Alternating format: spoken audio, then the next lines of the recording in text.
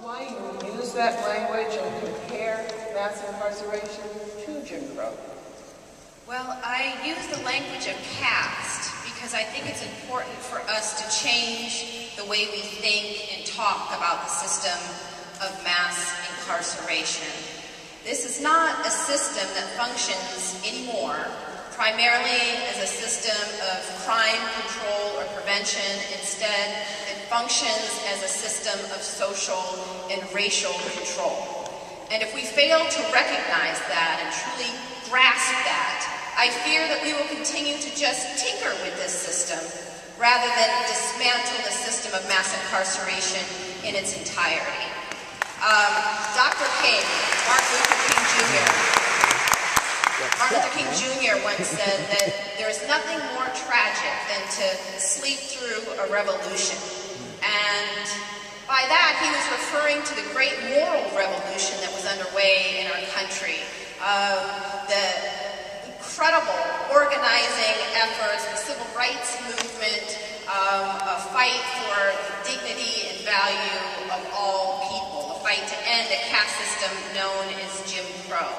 Well, I fear that many of us, including civil rights advocates like myself and criminal justice reformers, have been sleeping through another revolution, actually a counter-revolution.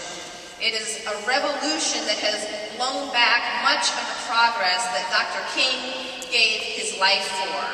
In a few short decades, our prison population quintupled for reasons that have stunningly little to do with crime or crime rates, and millions of poor people of color were swept into the system, branded criminals and felons, and then stripped of the very rights that their parents, themselves, or their grandparents once fought for.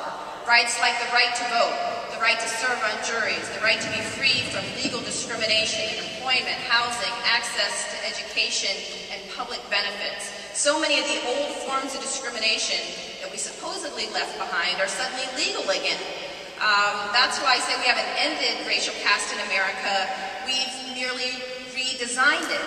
But if we continue to believe the myths about the emergence of this system, that it can simply be explained by poverty or bad schools, broken homes, we continue to believe that somehow we've brought this all on ourselves. Our communities have brought this on ourselves.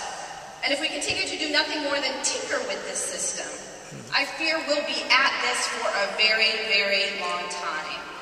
We have got to muster the determination to speak the truth about how this system actually functions in our community if we can muster the will to not just reform the system, but to end the system of mass incarceration as a whole.